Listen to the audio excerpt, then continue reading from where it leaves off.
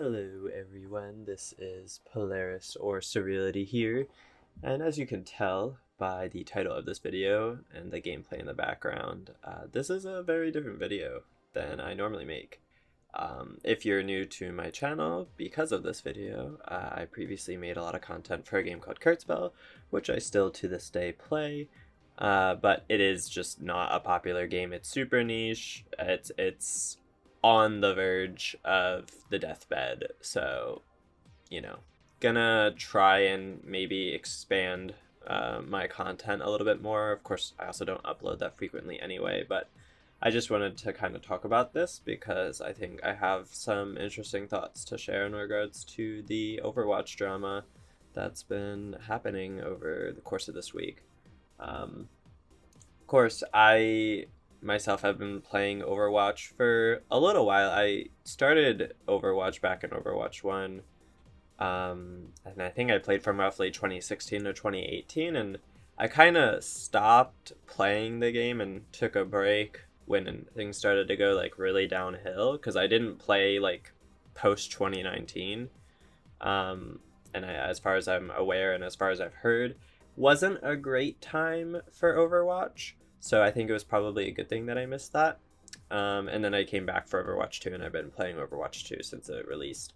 And I've been enjoying it. So I think it's a pretty fun game. But again, kind of going back to the news, they announced that the PvE that they initially had planned, that they had supposedly been working on since 2019, it got canceled for the most part, or it isn't going to be as large scale as it was initially planned to be. And that's clearly and very disappointing. A lot of my favorite streamers and YouTubers and stuff like that I've watched talk about it have mentioned how disappointed they are about the news, and I completely understand it. It is disappointing. It sucks. There isn't a scenario where this is good. It really isn't. But I'm not here necessarily to talk about all the things that your other streamers have talked about, because I think I do have some opinions that may be a little bit more controversial, in the sense of I don't think that what they did was inherently bad. And to be fair, there's a few streamers I've heard talk about it. I think that they probably made the best decision that they could have made, and I think it was the right decision in the end.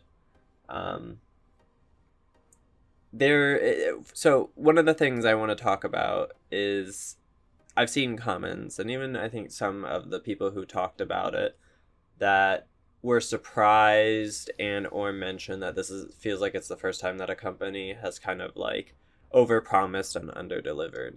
But the thing is, that's not really true. For one, I bet it's been done actually multiple times beforehand. Some say this is like the biggest thing of that happening, or with a company that is large enough that like it's that impactful.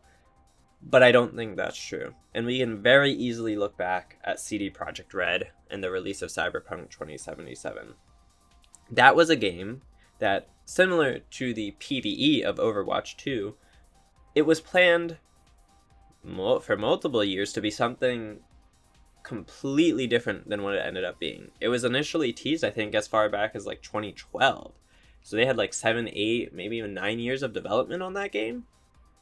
And when it got released, it was a fucking shitfest. Like, it was nothing what people thought it was going to be. And you could tell even from the trailers from like, I think they were like trailers like 3 or 4 years, maybe 5 years before Cyberpunk got released, that showcased something completely different than what it ended up being. It was a terrible launch, which was unfortunate because, again, I think there was a lot of hype and a lot of expectations around that game because it was a very ambitious game.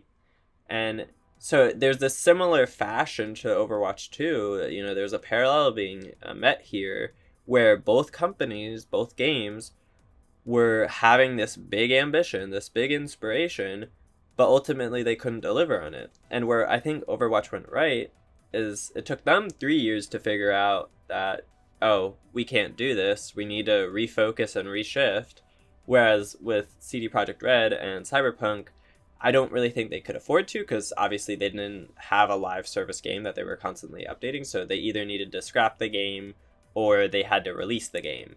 And if they wanted to release the game, the smartest thing to probably do would be to refocus and reshift a lot of the stuff in the game and hone down on like a very specific thing, which to their credit, I think that they attempted to do. I just don't think they executed it super well. And it just ended up with a terrible release. And I think, again, it was blown up, right? Like there was a lot of talk about how terrible of a game it ended up being. I don't want to discount that there was a lot of talk about it, but nowadays it's almost like people forgot about it. Again, the game has improved obviously since then, and I think with the rise of the anime, there was like a huge spike back in the Cyberpunk game. But I think it is still a disappointment for the whole game industry, and I think even like in the mid to late 2010s, there was just this whole wave of game companies realizing that video games are popping off, and you know the community wants these exciting, ambitious experiences, and the companies are trying to meet near impossible expectations from the players. And that isn't to say that I don't think players should still continue to have those expectations. I think you should. Having these high ambitions and expectations is going to evoke greater amounts of creativity, ultimately, I think. So I don't think that people should change necessarily in their expectations, but I think they should, be more tempered with it. And I think that the game companies need to realize that they also need to temper themselves when it comes to that sort of thing. Because it is really difficult to create a game. I've helped make some games in the past, and it's a difficult process. It really is. And so in the case of Overwatch, they basically wanted to release 2 games at the same time, and support 2 live service games that would both receive content updates. I've never even heard of that actually happening with a game, and I never heard of it happening successfully with a game. Usually, if they have both, like a PvP and PvE, there's a clear focus on one, and the other one is kind of swept under the rug. I personally haven't seen one that's been super successful, at least in recent years, maybe even the last decade, that's been like that. So that is definitely an ambition that unfortunately they weren't able to meet. And it's kind of how it is. It is disappointing that they had to announce it the way it is, but I think it was the right decision for them. And again, better that they realized now as opposed to later. If they continued to delay it to see if that they could get it out, I think repurposing it the way they did was the best decision they could have made. And I think that people should still be interested, or at least maintain some level of interest in what it's going to be. Obviously, a lot of people are pretty like doomer minded about it, which is, again, understandable. But I do think that, there should be some leeway, because we don't know how the story missions are going to be.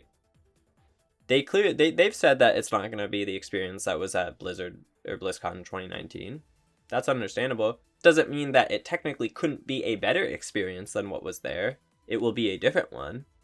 Probably a smaller scale one than, again, what they talked about, but it still could be a better experience. It could be better than anything we got from archive missions. And I think some people expect that it probably will be. And so I think that's like kind of a thing that, should at least maintain some interest in people, is that they could make some of the most fun PvE missions imaginable. Again, it won't be to the scale that they necessarily promised, but I think even Siegel mentioned how, because it's smaller scale, and this is true because I've worked with smaller groups as well for making games, is you can focus a lot of the creativity in a smaller size project, essentially. And that can make that project, or mission in this case, I guess, be a lot more interesting and a lot more fun for the actual players, which ultimately I think is the goal at the end of the day. It's a video game. The whole part of video games is the value comes from, is it entertaining? Do people like it? And that's subjective in nature. So you have to get the most amount of people as possible to like your game or like your experience that you're providing. So if they can do that with these, 1, 2, 3 missions that get produced in a season, with their seasonal model, then I think it could still be interesting and it could still be good. And especially because the Overwatch IP, as they have mentioned themselves, is a very good IP. They are still going to expand on the story via the missions. We're still going to get cinematics. We're going to get a whole bunch of stuff with the story. We're going to find out more about what's happening in the world of Overwatch. And I think that's still something that should pique people's interest. And again, even their seasonal model, I don't mind it. Again, they're not the first company to be doing this. It's not that weird of a thing. Again, could it be a bit disappointing because now you only get a certain amount that you can do in a season? Maybe. But if they release it at a decent pace, which we'll have to see, it could be okay. And if there's actual incentives to do the PvE, whether it's like they reward you, give you a skin or something if you complete it on a certain difficulty, reach a certain score, especially if they have leaderboards, which I forget if they did in the Halloween event, if they had leaderboards, but maybe if there was some incentive to even have a leaderboard or be on the top of the leaderboard, stuff like that, that could be, a big incentive for the PvE. Because if the PvE, again, is fun enough and hard enough to master that it might take a couple days, maybe even a week or two to like fully get it down, and you might have like 3 of those missions, I think that that could be worthwhile. That could be worthwhile for a whole season. And so I really think that there should still be some interest, and kind of, we'll have to wait and see what we end up getting. And I'm still going to be interested personally, as you couldn't already tell, and I'll probably still play the game. I think a lot of people still play the game, and ultimately I think it will be a better game as time goes on. And so, I mean, I already like the game as it is now, and again, I'm just really curious to see what they end up doing with it on the PvE side of things. So that's about all I have to say for it, and yeah, see you in the next video.